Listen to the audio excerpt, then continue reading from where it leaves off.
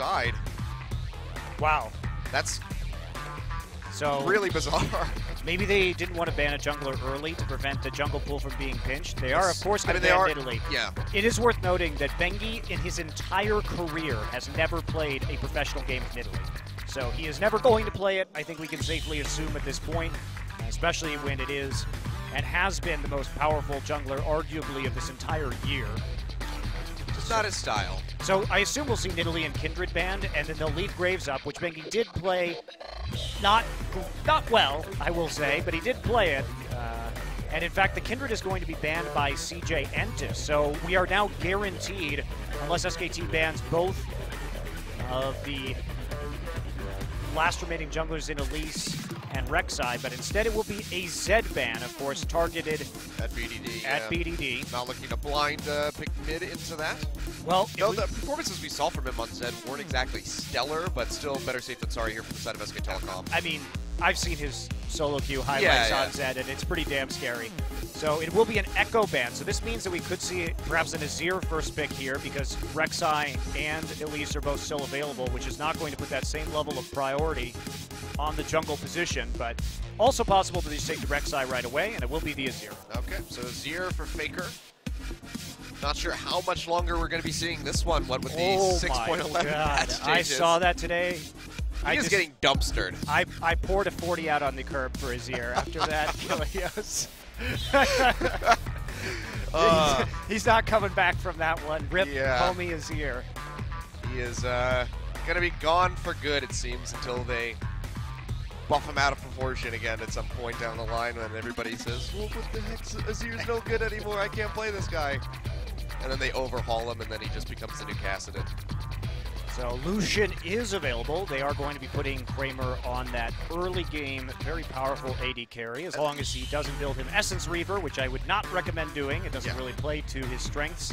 I mean, this makes perfect sense, at least for Kramer. This was, if I'm correct, his most played AD carry, at least in round 2, or close to it. He did play this a hell of a lot. Yeah, he did.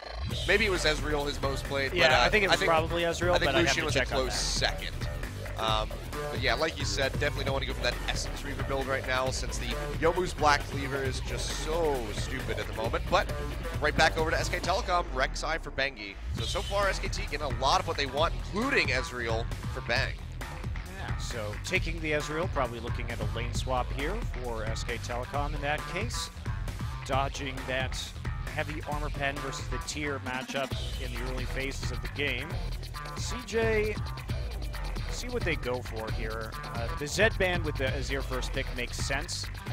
Of course, you get to eliminate a possible lane counter for BDD, and you take away BDD's sort of staple champion that we saw for a lot of the spring season. Now, they could go for the Verisor, the LeBlanc.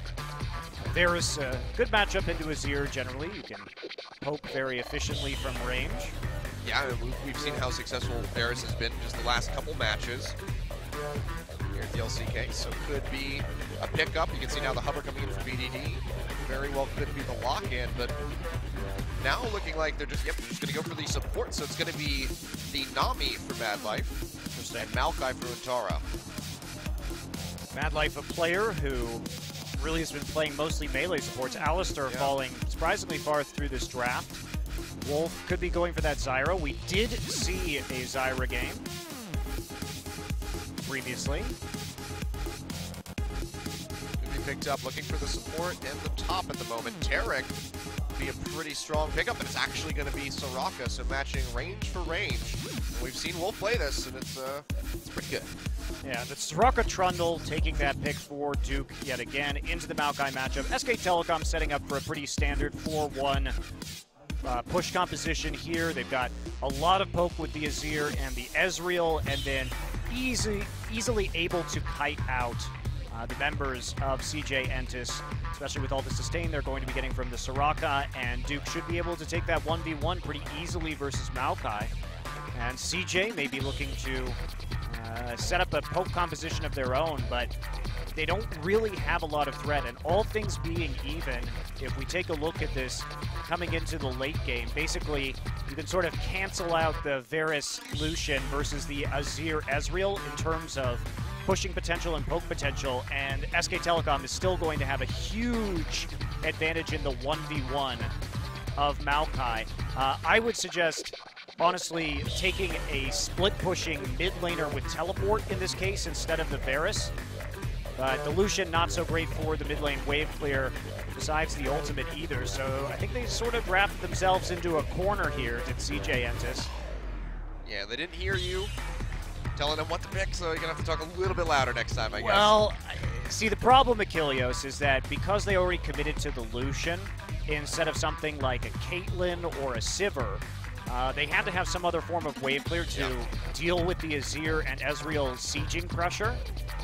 So that meant that they decided to go with the Varus, but then they're pretty much guaranteed a losing 1v1 unless they shut the Trundle down super early, which is not something that I have a lot of faith in CJ to be able to do.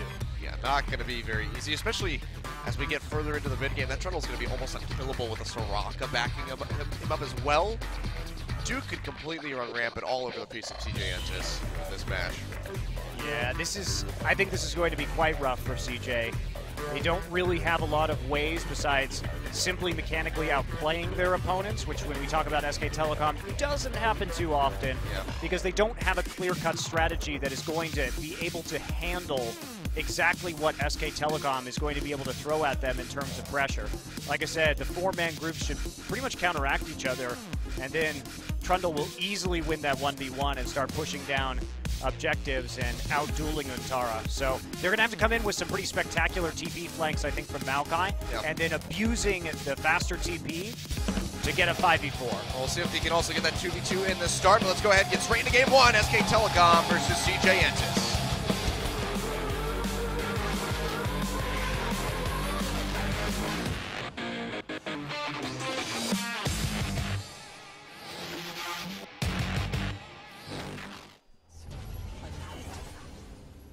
Looks like Mountain Drake going to kick things off for us.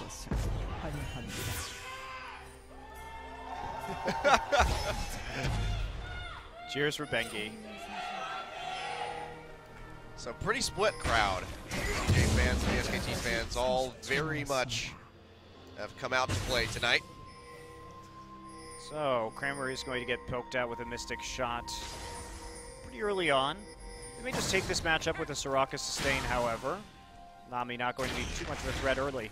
Now, if they do get standard lanes for CJ, one way that they could win this game is if they really put a lot of pressure on in the early game and actually start taking turrets and accelerating against the Ezreal, just abuse his weak phase with the tier when you start to get that Ghost Blade for the Lucian.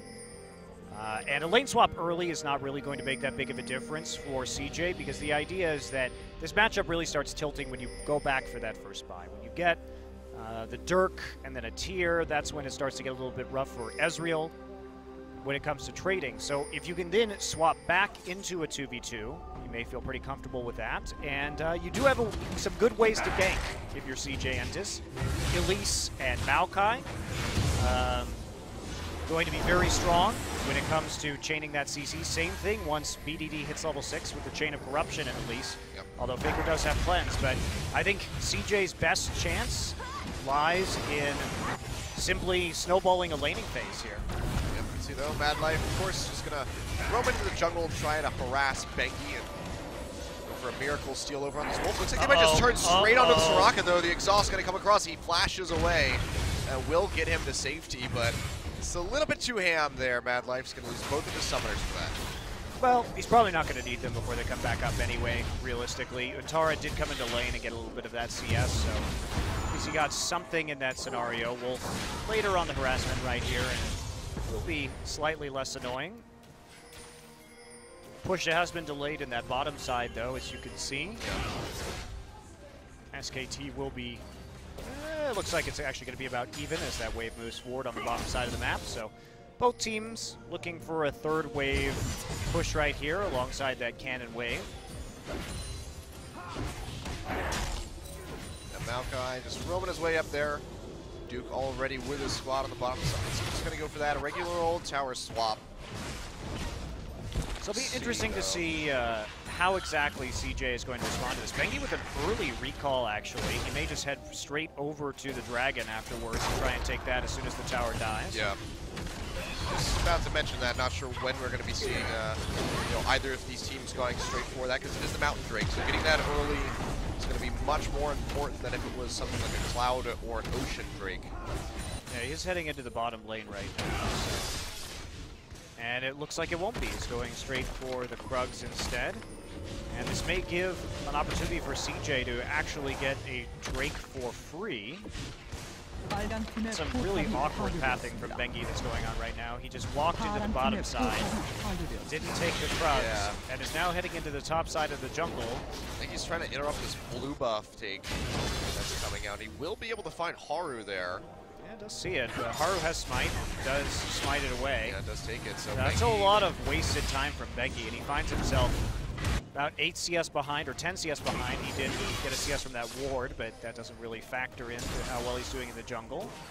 Bit of a weird decision there from Bengi, maybe a bit rusty. Yeah, we got to give him some benefit of the doubt. It's been a little while since he's done this. He's like the grandfather from Willy Wonka and the Chocolate Factory. He's been in that bed for so long. He finally got out. He needs a little bit of time before he can walk again. Yeah, he may. He did get harassed early, which caused that early recall, but still a little bit awkward there in the old jungle. And SK Telecom just matching the push of CJ in that bottom lane. Faker and BDD just trading blow for blow here in the mid lane. Pretty much what we expect out of this matchup. A lot of farm, a lot of poke, not a lot of kill pressure pre-6. Yeah. Haru just inching out a little bit ahead as far as the CS goes because of that awkward pathing by Bengi, not able to get to the blue buff in time.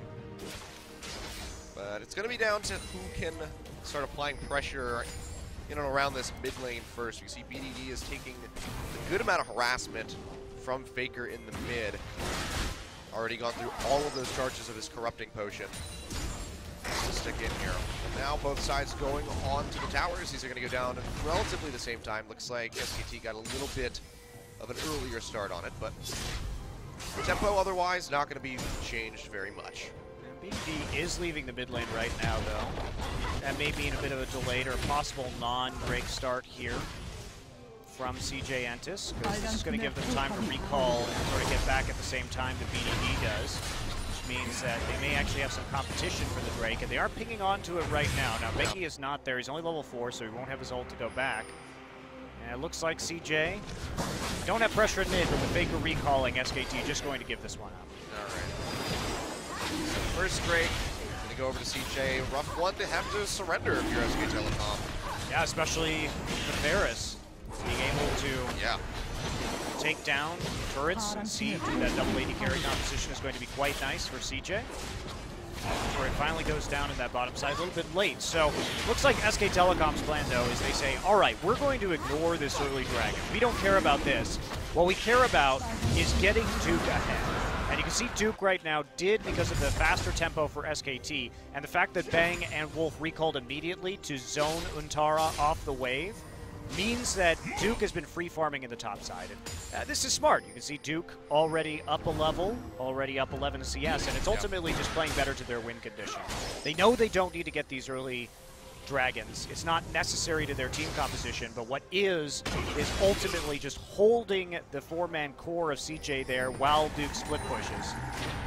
Yeah, we can see Duke going for that cull, so more than happy to just soak that CS by himself up on the top side. Get him a nice little boost of gold once he completes stacking that to 100. And then he'll probably draw out something along the lines of the Tiamat. Meanwhile, in the mid lane, though, as far as items goes, we see a Seeker's Arm Guard coming in early from Faker. So going a more defensive route to start things. Not necessarily just going to go straight for, you know, the Stinger like we see from a lot of different Azir players. Yeah, Duke going to take this opportunity to recall as the wave pushes up. We'll have to see how much farm Untara is going to get out of this. They are pushing it very quickly with the True Shot Barrage now. They may try to dive this. It would be really hard with a Cull and a Tier to kill him with a Soraka. Yeah, I'm just going to go ahead and have Bengi back off and take out the Gromp while they just get some chip damage in onto this tower. You can see Duke is already going to beat that wave up at the top side, so they won't take nearly as much damage. They've denied so much gold from Untara, though. Just constantly harassing him when he tries to move forward, threatening the silence. Yeah, the sustain from that Nami not going to be nearly as reliable as the sustain from Wolf Soraka. And you can see they're just more than happy to sit this far forward. And look at Duke right now. We saw Kramer just leave that lane and give Duke this very long lane to push down. SKT denied a huge amount of gold in that wave from Antara, and now Duke already has a Tiamat, and this is going so well for SK Telecom so far. I love their game plan. Not afraid to give up the first Drake. Go ahead and just focus all of that farm onto Duke. Get him those levels. Get him twice as much CS as Antara, and then play for a late game split push. Yeah. Second Drake, though, not really going to be something they want to give up. We did see a little bit earlier on the screen that it will be the Infernal to follow up. So right off the bat, we're going to get the two strongest, or at least potentially strongest Drakes on paper right onto the map for these guys to fight over. So SK Telecom more than likely going to be looking to contest that one, not give it up for free. Maybe a bit difficult, though. CJ has all of that arm penetration right now, and Duke is itemized for damage. Tankiness is limited, so CJ definitely with a bit of an early game advantage when it comes to poking and making use of the armor penetration quickly. See Faker going for that early Seeker's arm guard, in fact. Yeah. And he also, on his second back, he got the Sorcerer Shoes completed here. So second buy for him. Interesting to go for the magic penetration so early. It's not something we generally see. Speaking of things we don't generally see, Achilles, how about Bengi? That's a very good point. We do not see him very often. Well, we also don't see this build very often, which is Blue Smite into Sightstone before finishing the Cinder Hulk. So that is pretty trademark Bengi, though. Yep. Vision first. Well, keeping things consistent, says, you know what, I've been gone for however many months it's been, since January or February, was it February? February 20th. February 20th. But things will stay the same for him. He stopped playing 2 days before I got to Korea. Oh, so how's it feel casting your first Bengi game, Achilles? It's great. I've only got a few more of the former world champions to check off my list. Impact being one of them. All right, well, we're sending you to NALCS then. Well, please no.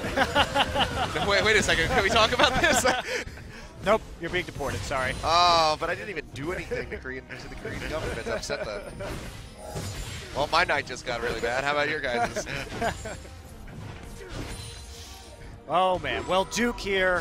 What to say about this? 30 CS, 2 levels, absolute nightmare scenario for CJ. Tara got denied very hard. Yeah. Kramer misplayed the map. He pushed the wave into the tier 2 and then recalled and went after the wave had already melted in that bottom side, so they were just harassed out by Ezreal and Soraka.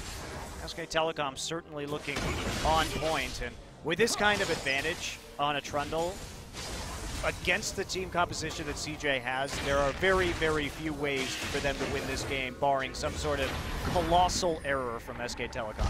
Yeah.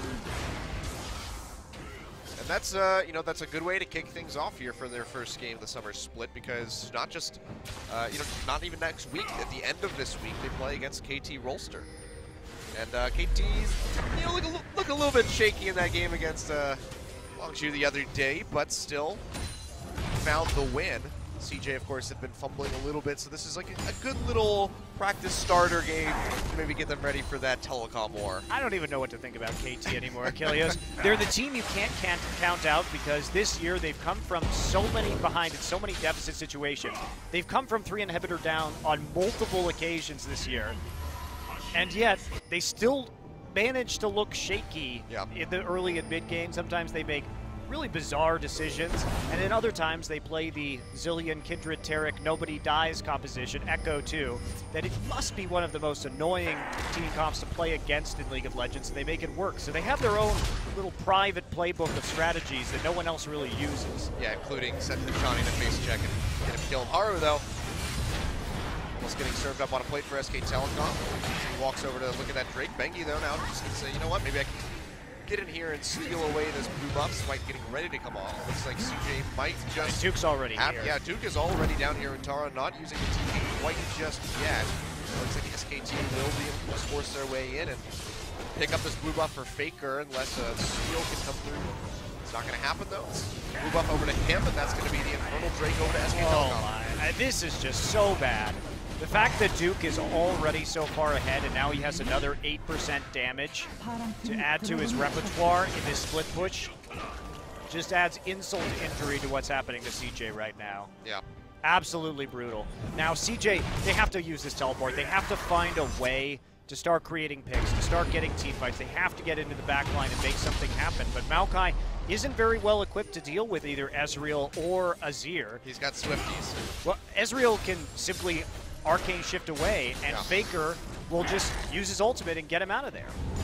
Well, it's not great ways for a Maokai to engage onto these particular backline champions.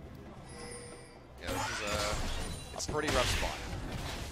Now, if SKT had the Varus instead, yeah, then we can start talking about good champions to engage on. If they had a Jhin or a Caitlyn, these are all excellent for a Maokai to deal with in a team fight, but not so much the Ezreal or the Azir, particularly with the Soraka too. Yeah. Has that old personal little heal bot hovering around. See a big wave though building up in this bottom side. It's got Bengi's attention. He's starting to rotate down the bottom now. But Bengi's going to use the True Shot Barrage.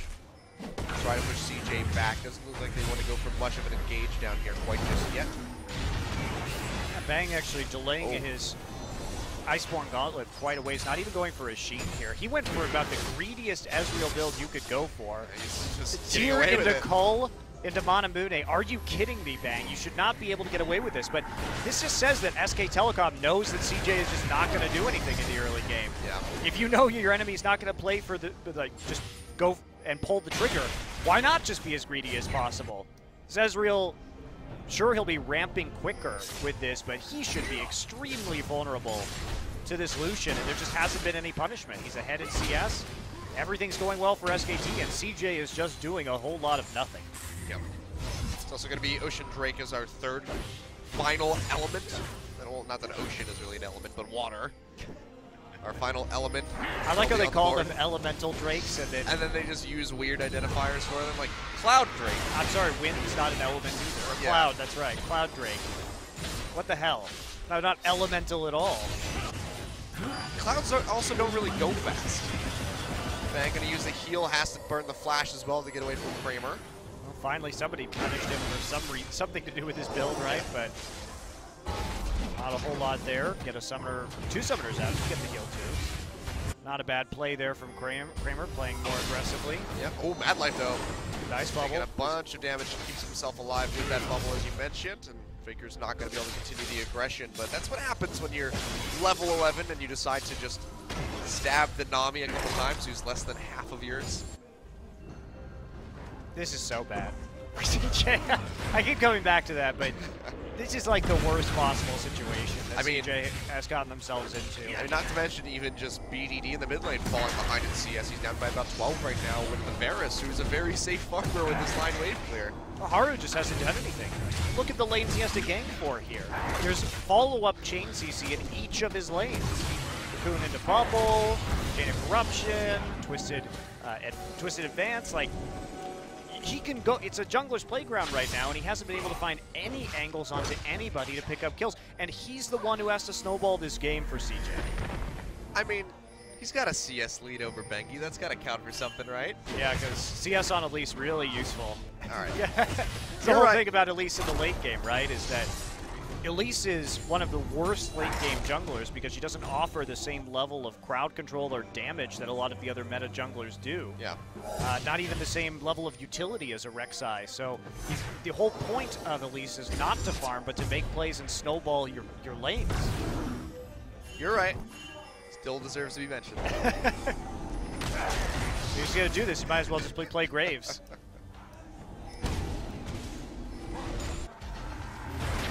Looks like things have slowed down a little bit as CJ are maybe looking for a pick. Not going to find one though, as Bengi does ward over the wall, so we won't be seeing those chains of corruption shot out by BDD. And I mean, Dragon spawning at 1:25 is just an Ocean Drake, not necessarily something to be hard fought over necessarily. You know, I think the Ocean Drake is very powerful considering the amount of poke these team has. Powerful, oh my. Faker, really powerful, goes in, almost takes out Mad Life, forces both of the summoners out, and that's going to be a canceled TP by Untara as well.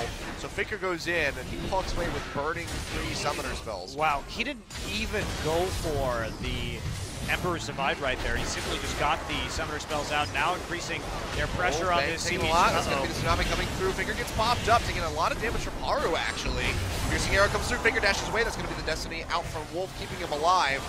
Should be the disengage, but SKT maybe just playing a little too far forward there, not respecting the ultimate from BDD. And Faker almost pays the ultimate price. Yeah, so nice turnaround there from CJ. Mad Life sticking around and delivering a great tidal wave after BDD's Chain of Corruption. Duke still on the split push mission though. All SK Telecom has to do is hold. The Ocean Drake is useful here because of the amount of poke that each team has. True. Having that little extra bit of sustain in a long-term siege can make a big difference in which team can get an objective or not. But SK Telecom just holding firm. Duke did burn and cancel his TP in that little team fight too, but otherwise just swapped lanes and is now pushing that wave back yet again. 50 CS up. Gravitas Hydra complete. Building a little bit tanky with that Spectre Scowl. Faker starting to build some attack speed now. He has finished the arm guard, so not going to go ahead and be ultra cautious and pick up that Sonya's Hourglass immediately, which wouldn't be the greatest build on Azir, especially if you need a wave clear, which he does. Well, we see that's going to be the Ocean Drake going over to SKT. CJ just not in any position to really try to contest it. That's just more sustained too. You got the Soraka and the Ocean Drake now. God. And the Rek'Sai passive, healing her up on this jungle run. And Rek'Sai will just be constantly healing throughout the jungle pathing from the Ocean Drake. It's not a great situation. Bengi basically never has to go back now except when he wants to buy. And Kramer hasn't really been able to do anything either. He's pretty much even in CS compared to Bang. And trying to finish out that black Weaver, but we can see he's just a ways off from it. Meanwhile, Bang already finished the Iceborne Gauntlet and the Manamune, which is now stacking up. So that's going to be a pretty significant advantage over to this Ezreal. Kramer just not been in a position to, try to pick any fights with anybody and use that Youmuu's Ghost Blade and start shredding through people. Well, he's losing his opportunity too, because now Duke is starting to build armor with that Glacial Shroud. I don't know, he's probably just going to go for an Iceborne, but oh my. He's going to go for killing the hell out of Haru. I mean, nobody can stop him at this point. Yeah. It's over now. Yeah, sleep, CJ. It's over. It's all over. The nightmare will end shortly. Well, I feel that their draft wasn't very strong against what SKT threw at them. They didn't really even give themselves the tools to answer outside of an early game snowball, and because they're CJ, they didn't make any plays in the early game, and they misplayed their wave management around their top laner, sending Untara to this hole that he is now in when it comes to farm and levels, and there's basically nothing they can do. So they got outplayed in the draft, they got outplayed in the macro game early, and when it came to the minion wave management, and that's why we're in this situation. Okay, well, they're going to go for this. It's completely blind on the side of CJ. They have no idea that's going to be the Strike Orb coming out. So now they spot it, but this thing is already below 4,000 HP. Haru has to try to go in for the steal. Can he land it? It's not going to happen. It's confirmed by Bang, actually, taking away the Baron, and CJ can't even collapse. So 21.5-minute Baron for SK Telecom. I mean, Bengi didn't even smite right there, so that was a little weird, but... gotta shake the rust off, Gonna give him a little bit of time. Haru was the one... Pathing's rough, smiting's rough. Haru was the one who hit the smite, and then Bang actually ended up taking that Baron. Interesting.